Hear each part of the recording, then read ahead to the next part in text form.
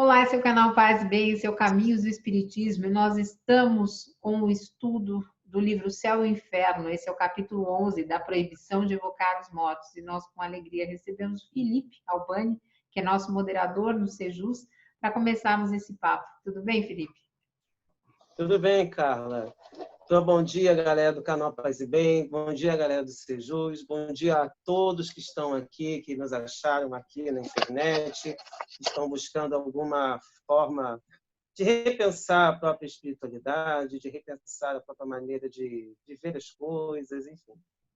Sejam muito bem-vindos e muito bem-vindas. Em qualquer horário, estamos aqui à disposição, falando de doutrina espírita e falando também para todos os credos que se interessarem pelo assunto.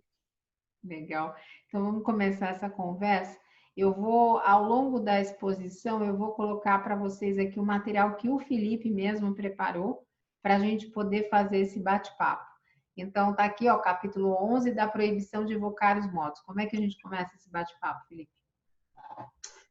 Basicamente, as leituras estão em vermelho. Quem tiver o livro Céu e Inferno pode também acompanhar, mas basicamente vou apenas dar uns pitacos, até porque o objetivo aqui não é ficar lendo pura e simplesmente, mas é a gente tentar entender o contexto desse assunto, porque esse é um dos pontos fundamentais que levaram Kardec a, enfim, será que podemos dizer enfrentar uma espécie de objeção por parte de praticamente todas as religiões à época, porque eles evocaram um trecho do Velho, ou na verdade mais um trecho do Velho Testamento, para dizer que a doutrina espírita não era, digamos assim,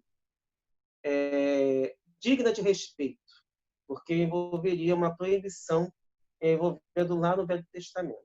E até vamos trazer alguns tópicos que não estavam disponíveis para Kardec, mas a gente vai poder falar um pouco sobre alguns pontos sobre isso.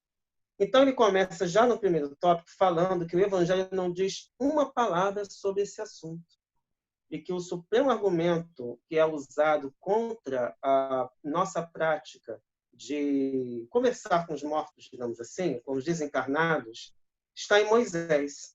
E aí ele vai citando, especialmente aí eu coloquei aí vão ter 3 traduções. O que está em verde é de uma tradução da Torá que eu tenho no Kindle, e o que está escrito com o BJ é da Bíblia de Jerusalém. E aí qual o grande problema? E aí eu vou evocar um outro estudioso espírita, chamado Severino Celestino da Silva, em que ele toca alguns pontos muito importantes que têm a ver com algumas traduções da Bíblia.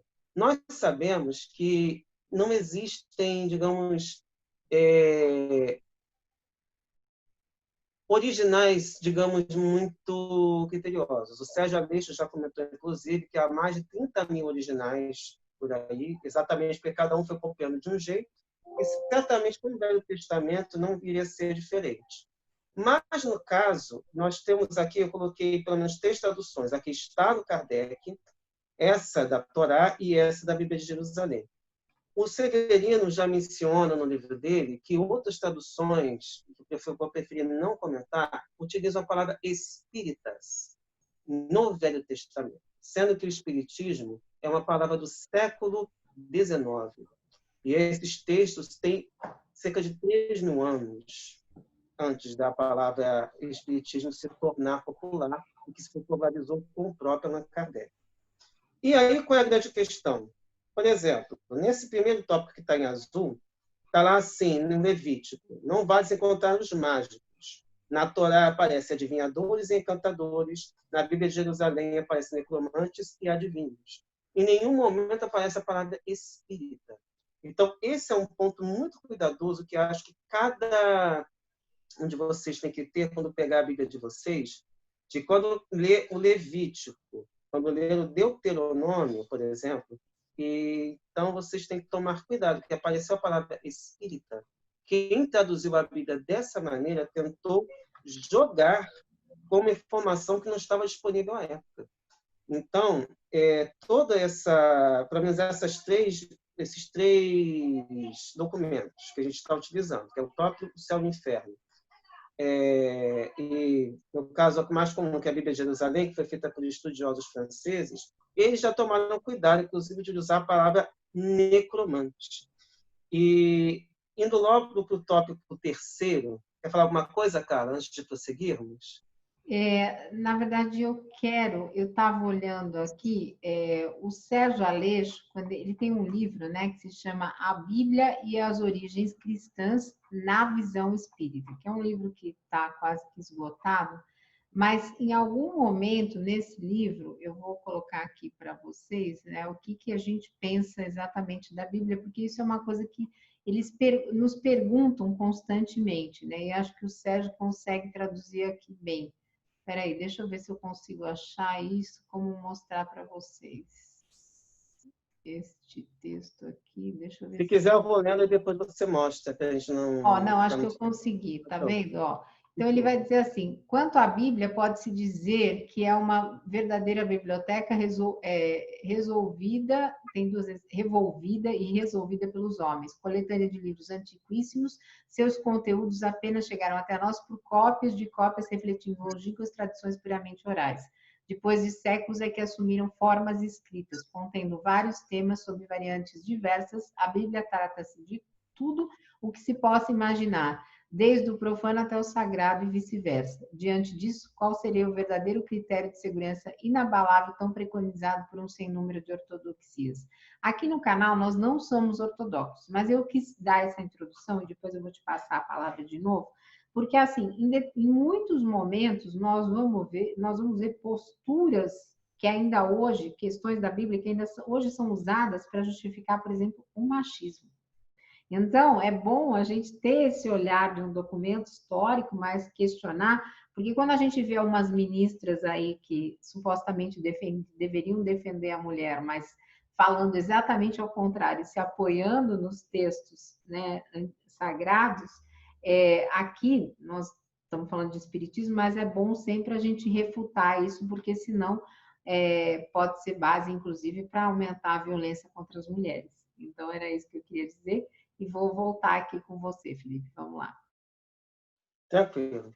Então, partindo para o terceiro tópico, já que eu acho que seria desnecessário de ficar lendo essas passagens, mas basicamente Deuteronômio e Levítico, que estão essas proibições, Kardec esclarece o seguinte: se a lei de Moisés deve ser rigorosamente observada sobre este ponto, ela o deve ser sobre todos os outros, pois por que ela seria boa no que se refere às evocações e má em outras partes? Então, já é um questionamento que, inclusive, se faz hoje, como, por exemplo, a condenação à homossexualidade. E, na verdade, se usa a palavra sodomia e já coloca lá como homossexuais, sendo que homossexual é uma palavra também do século XIX. Então, na verdade, a gente tem que tomar sempre cuidado com os conceitos, com as abordagens, porque não há... por isso que hoje é um dia bem polêmico para falar desses assuntos, mas é importante que a gente toque nesses pontos, porque, afinal, somos no século XXI e a gente precisa estar atento a essas distorções que são utilizadas de maneira criminosa, não só com relação à doutrina espírita, mas para poder justificar preconceitos e estimular crimes de ódio. E é exatamente isso que a gente tenta combater aqui no nosso canal. É preciso ser coerente. Se se reconhece que sua lei não está mais em harmonia com nossos costumes e nossa época para certas coisas, não há razão para que ocorra o mesmo com a proibição de que se trata. É o que fala Kardec. E ele coloca outro ponto que acaba envolvendo já o livro de Isaías. O legislador hebreu queria que seu povo rompesse com todos os costumes trazidos do Egito, onde aquele das evocações era usual, e o motivo do abuso provam com essas palavras de Isaías: o espírito de Egito se aniquilará sobre ela, o espírito do Egito será aniquilado no seu íntimo, confundirei o seu conselho. Isso já é da Bíblia de Jerusalém. Eles irão em busca dos seus deuses vãos, dos encantadores e dos adivinhos. Além disso, os israelitas não deviam contrair nenhuma aliança com as nações estrangeiras. Ora, eles iam encontrar as mesmas práticas entre aquelas onde iam entrar e que deviam combater. Por mais que a gente tenha esse cuidado, a gente também tem que levar em conta, eu acho que tem que avançar um pouco aí, Carla, eu acho que está na segunda página. Isso. A gente tem que tomar um cuidado que, até hoje, a gente tem uma certa dificuldade, inclusive, de comprovar essa trajetória no Egito. A arqueologia ainda não achou nenhuma comprovação dessa passagem, mas os historiadores, alguns acreditam, que deve ter sido um movimento parcial. E certamente, se estiver no Egito, que era o maior país da época, se pudermos comparar hoje com os Estados Unidos, eles trouxeram alguns costumes de lá, com certeza. E o que eu queria chamar a atenção foi que eu procurei, inclusive, se vocês olharem sobre essas práticas, aqui Kardec trata do seguinte, no item 4. Não se evocavam os mortos por respeito ou afeição a eles, nem com sentimento de piedade. Era um meio de adivinhação da mesma maneira que os augúrios e os presságios explorados pelo charlatanismo e a superstição. E aí você tem diversas passagens, mas todas do livro de Isaías, que falam sobre essas consultas, sobre essas questões. Pode pular mais um pouco, Carla. Próxima página aí que tiver em vermelho. Para a gente não ficar muito nessas passagens bíblicas, que aí todo mundo pode ver depois. Essas práticas supersticiosas se perpetuaram até a Idade Média. E você até hoje tem algumas práticas de outras pessoas que se dizem até espíritas, mas que se utilizam de práticas que não são das que nós utilizamos. O Espiritismo veio mostrar a finalidade exclusivamente moral e consoladora e religiosa das relações de além-túmulo, uma vez que os espíritas não sacrificam as criancinhas e não espalham licores para venerar os deuses. Não interrogam nem os astros, nem os mortos, nem os augúrios para conhecer o futuro que Deus sabiamente escondeu aos homens. Ou seja, nós sabemos que algumas coisas até podem nos ser apresentadas, tipo o futuro de uma ou de outra coisa relativa à humanidade, mas não tudo. Repudiam todo o tráfico da faculdade que alguns receberam de comunicar-se com os espíritos, ou seja, não devemos pensar na cobrança com relação ao trabalho de nossos diálogos, por exemplo, as nossas reuniões mediúnicas, não há cobrança para a participação delas. Não são movidos nem pela curiosidade, nem pela cupidez, mas com um sentimento piedoso e unicamente pelo desejo de se instruir, de se aperfeiçoar, de aliviar as almas sofredoras. Quem participa de reunião mediúnica sabe que, basicamente, nós atendemos irmãos que estão sofrendo no mundo espiritual. Então, o nosso trabalho é muito diferente desse de consultar para saber o que vai acontecer, o que já aconteceu. É completamente diferente. Até gostamos de receber instruções, mas esse não é o mote principal. Quer falar, Carla? É importante a gente falar o seguinte, que estão sofrendo no mundo espiritual como nós estamos sofrendo aqui, porque no movimento espírita brasileiro tem uma tradição de colocar nas mediúnicas conservadoras como os espíritos que estão ali como os sofredores e quem está como médico como se fosse o benfeitor, né? A pessoa que está pura, linda, maravilhosa. E não é nada disso. São espíritos que estão passando por desafios, assim como nós estamos, com a diferença de que eles estão sem um corpo físico e nós estamos com um corpo físico. Mas o desafio é para todo mundo. Então, só essa ressalva. E sem falar que há um outro detalhe, que todos esses depoimentos dos espíritos servem para nós como exemplos. Quem for acompanhar essa nossa segunda parte, ou tiver o livro Céu e Inferno e acompanhar a segunda parte, vai entender que muitas vezes esses exemplos dos espíritos em sofrimento, com dificuldades, são até bem mais interessantes do que os dos espíritos superiores, porque eles já passaram por isso, eles têm outra função. Então, para a gente ficar como exemplo, exatamente para a gente não ter que errar de novo. Tem aquele velho ditado: o sábio aprende vendo o burro sofrer. Não sejamos o burro nessa hora.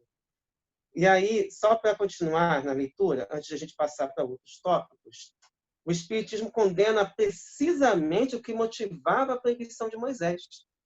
Esse é um ponto que Kardec ressalta. E depois ele fala o seguinte: se Moisés pronunciou o supremo suplício contra os delinquentes, é porque precisava de meios rigorosos para governar aquele povo indisciplinado.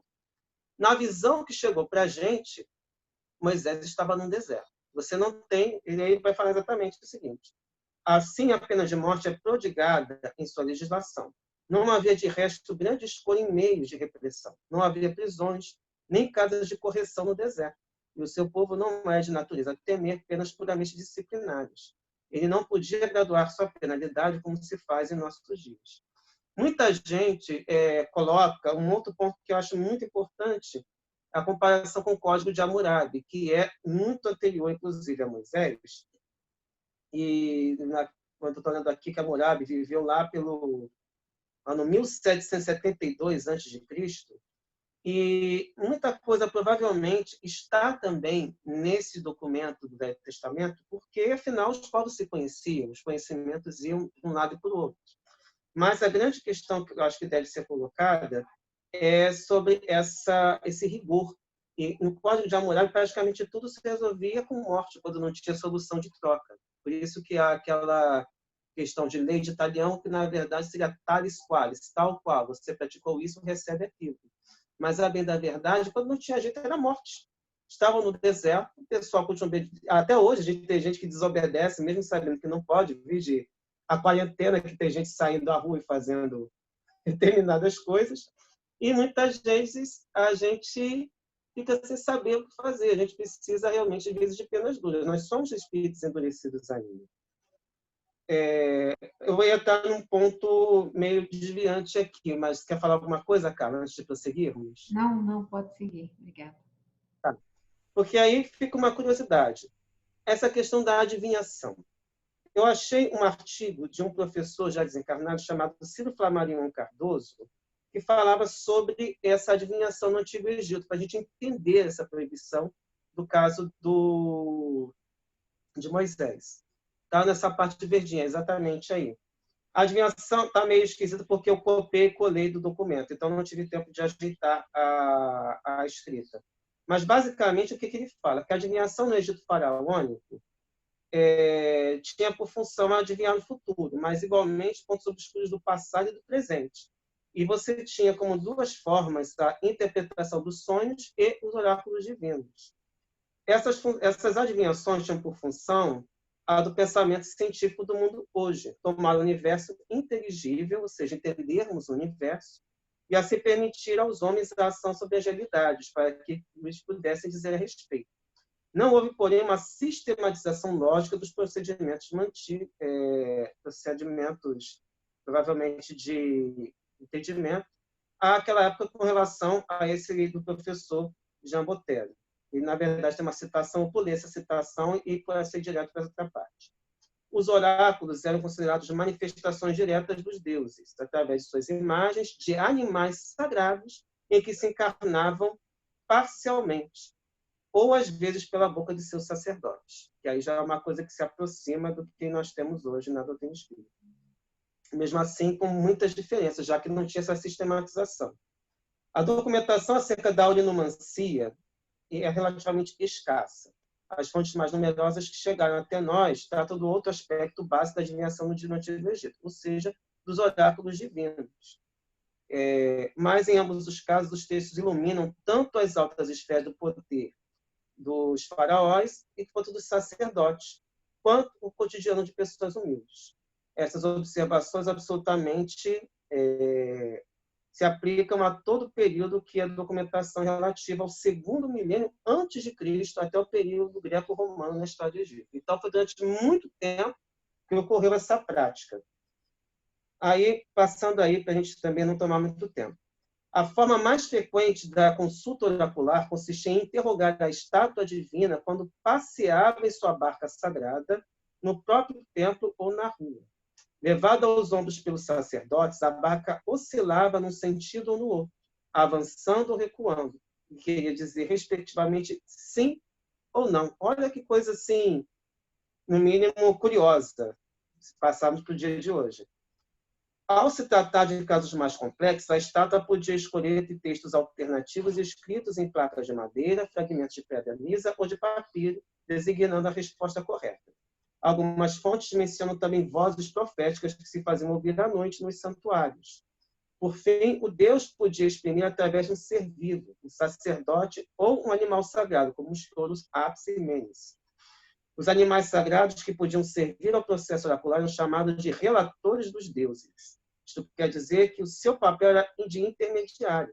Eles faziam chegar informações ao Deus, fornecendo elementos para formar uma opinião. De modo análogo, os sacerdotes encarregados de redigir as perguntas feitas ao oráculo e interpretar os signos oraculares eram chamados servidores do Deus que fazem relatos. Mesmo quando a divindade falava pela boca ou através dos gestos de um ser vivo, não se considerava necessário qualquer dom ou talento especial do ser em questão, atribuindo-se a manifestação do oráculo em forma direta e completa ao Deus. Então, no Antigo Egito, era basicamente dessa forma que se, digamos assim, consultava os mortos. Tem mais um ponto aí que é só para a gente acrescentar e a gente vai passar para outra parte. Nesse lugar aí, Deus Amon, em 3 formas locais, que seriam as consultas, mas em concorrência com o faraó Amene, aí o nome também, divinizado, venerado pelos trabalhadores como fundador e patrono do seu povoado. Na extremidade norte da aglomeração, habitada pelos artesãos funerários, havia vários santuários, sendo de Amenhotep, primeiro principal. A sua imagem, carregada em procissão por ocasião das festas dos 6 dos artesãos purificados, ritualmente por sacerdotes, podia ser interrogada pelas ruas. Então, pelo que a gente consegue definir, entender, eles andavam com essa imagem pela rua e interrogavam para a imagem. O sistema funcionava como uma miniatura do grande oráculo de Amon encarnado. O mais interessante, entretanto, é que, ao lado do Conselho de Anciãos Kenebet local, que se reunia ordinariamente como tribunal, havia outro de base oracular, no qual a estátua do rei divinizado decidia em última instância. O oráculo de Amenhotep I continuou a funcionar nessa cidade por algum tempo, depois do abandono do povoado tal do seu prestígio. Então, era muito forte ainda essa consulta às imagens. E no livro, não sei se tem como cortar para mim agora, Carla, no livro do Severino Celestino, que é um outro estudioso espírita, analisando as traduções bíblicas, ele traz um recorte de um rabino chamado Maimônides, que ele esclarece como os hebreus agiam. Então, o que acontece? Esse rabino, inclusive, viveu na Idade Média. Então, não é daquela época, mas provavelmente deve ter analisado isso de uma outra forma. Esclarece que o encantador é aquele que pronuncia palavras que não são uma língua, imaginando totalmente que são palavras mágicas. Tais encantadores chegam ao ponto de dizer que se uma pessoa pronunciar determinadas palavras sobre uma cobra ou escorpião, eles se tornarão inofensivos. E que se uma pessoa pronunciar certas palavras sobre um homem, ele não será ferido. Entre eles há aquele que, enquanto fala, segura a mão com uma chave, pedra ou outro objeto, tudo isso é proibido. O próprio encantador que segurou qualquer objeto em suas mãos ou fez qualquer ato além de falar, mesmo se apenas apontou um dedo, é punido, segundo as Escrituras. O adivinho é aquele que realiza qualquer ato de modo a cair num estado letárgico, ou seja, por uma espécie de coma, para que sua mente seja afastada de todas as coisas externas, após o que ele prevê futuros eventos, dizendo, isto acontecerá ou não acontecerá, ou é próprio fazer isto, cuidado ao fazer aquilo. Alguns adivinhos fazem uso da areia ou pedras. O indivíduo se curva à terra e grita. O outro fixa o seu olhar sobre um espelho de metal ou uma lâmpada. E então eles imaginam coisas e falam em seguida. Então, esse era o método de adivinhação na época.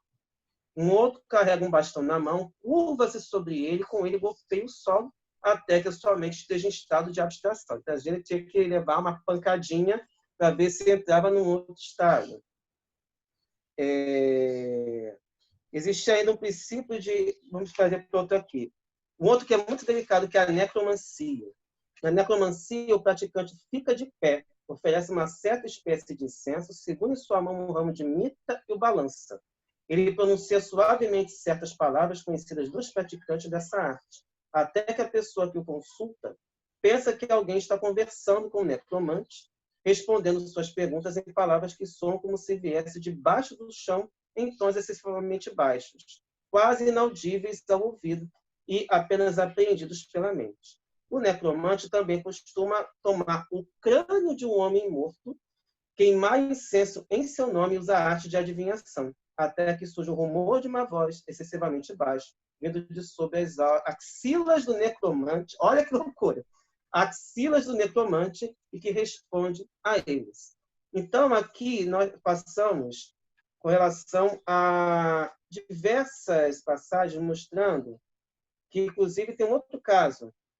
Era costume dos adivinhos se deitarem de bruços sobre os túmulos para tentar estabelecer um diálogo com os mortos.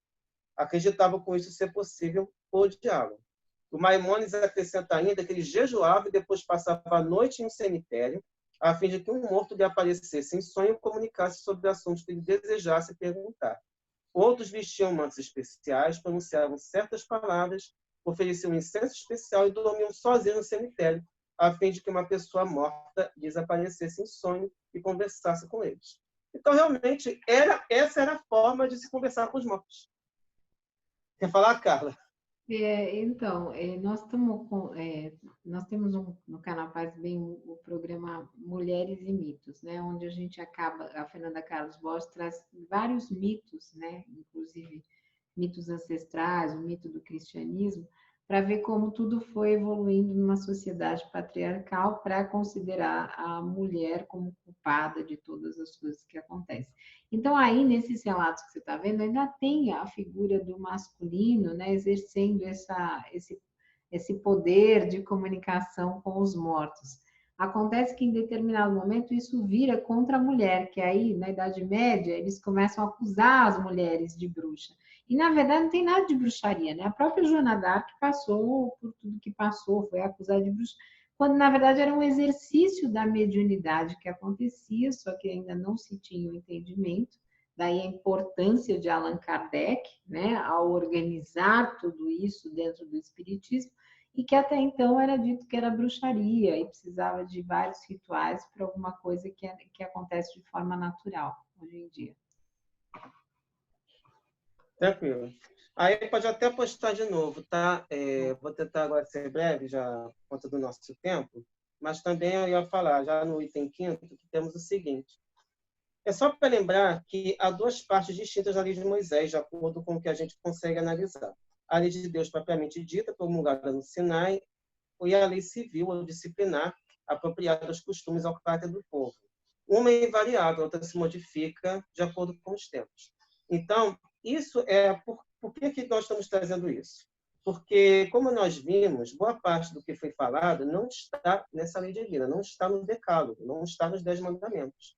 Está em outras partes que são justamente o que consideramos como lei civil. E aí o Kardec até menciona, vou só passar batido por esse trecho, que é essa lei que, inclusive, tem lá uma semelhança com